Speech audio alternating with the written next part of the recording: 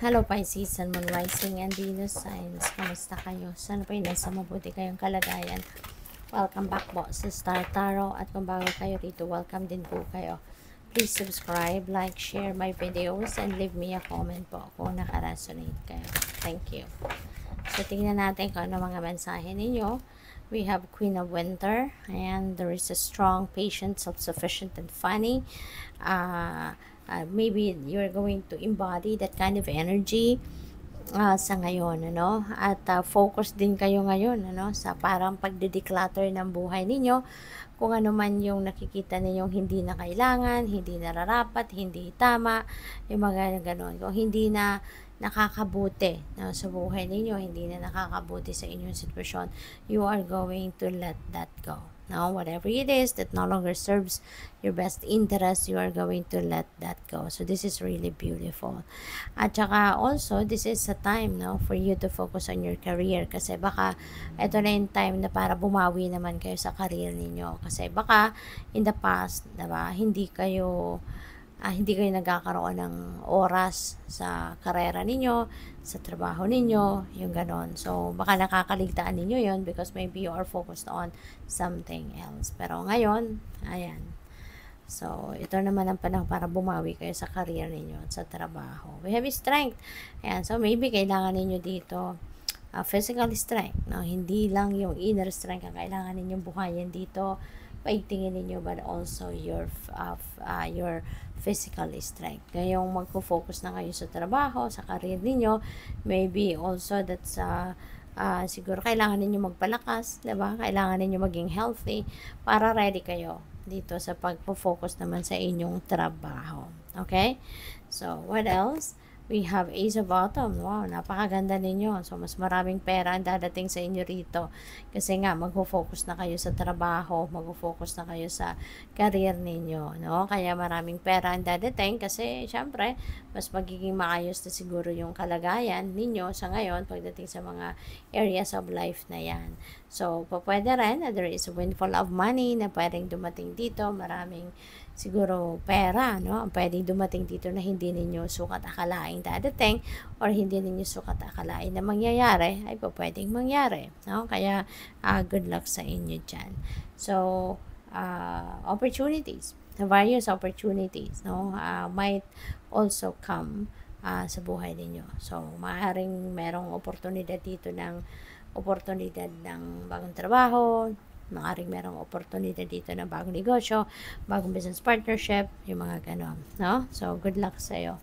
So, tignan natin, no? Ito din yung simula na ng inflow of money ninyo. Ito na yung simula ng tuloy-tuloy na pagpasok ng inyong pera. Ito na yung simula na ng pagpasok ng inyong mga kaperahan, no?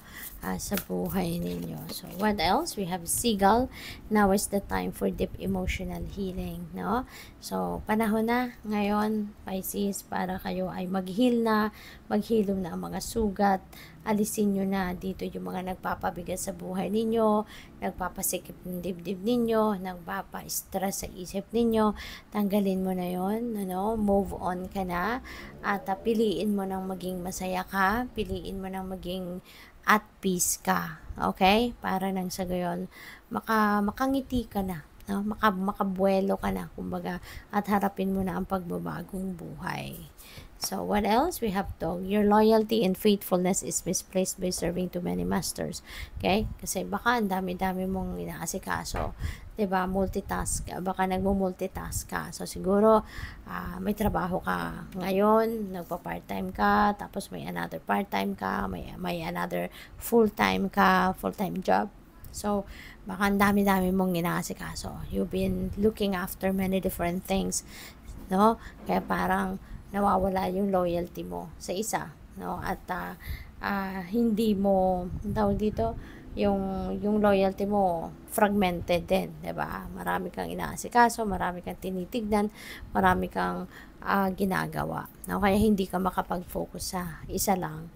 So, we have Wolverine. You're a lot tougher than you think you are. Okay? So, alalahanin mo lagi ito na matatag ka, matibay ka, no? Kayang-kaya mong solusyonan ng mga problema. Kaya kung ano man ang mga challenging situation na mga pinagdadaanan ninyo, ngumiti ka lang, kaya mo yan, okay? Ngumiti ka, wag mong dibdibin, yung problema, wag mong isipin ng problema. Kapag alam mo na kung ano yung problema, isipin mo agad kung anong solusyon dito. Isipin mo agad kung paano ninyo masusolusyonan ang problema yan, Huwag kang panghinaan ng loob. Kasi marirealize mo dyan na kaya mo din palang hanapan ng solusyon ng mga problema ninyo. Okay? So, tignan natin kung ano pa ang mga mensahe ni Pisces.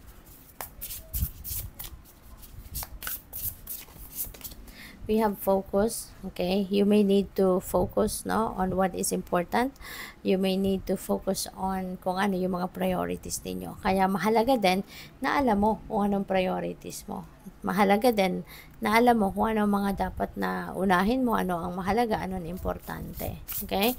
Para yun ang pagbibigyan mo ng focus mo. We have home.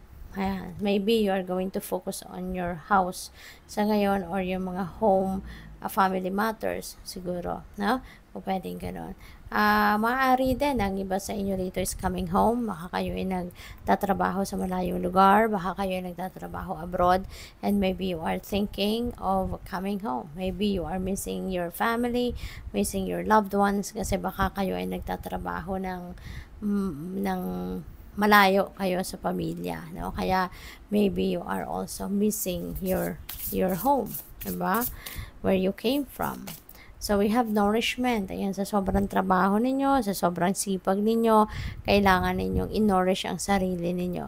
Kaya maaari yung strength na to, ito talaga yung kailangan ninyong ibalik sa sarili ninyo, sa katawan ninyo, na magkaroon kayo ng physical strength.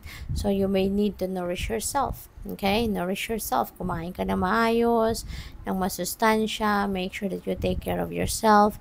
Kung ano mga kailangan ninyo. Meron akong naririnig na tubig. So, baka ang iba sa inyo, sa sobrang busy sa mga trabaho ninyo, hindi na, kahit pag-inom ng tubig, hindi nyo na yan nagagawa, Kahit water break, hindi ninyo magawa. Kasi talagang baka hindi ninyo basta-basta naiiwan ang ginagawa ninyo, kung ano yung task at hand ninyo, So, don't forget to nourish yourself. Kailangan mo yan. Kasi papaano mo din mapaperform ang trabaho mo, ang obligasyon mo, diba? Ang duties mo, if you don't have that physical strength for you to perform the job, diba? Kaya kailangan na before ninyo unahin ang trabaho, ay sikasuhin mo muna ang sarili mo, ang katawan mo, alagaan mo muna ito, okay? Good luck. Thank you for watching. Love and light. Namaste.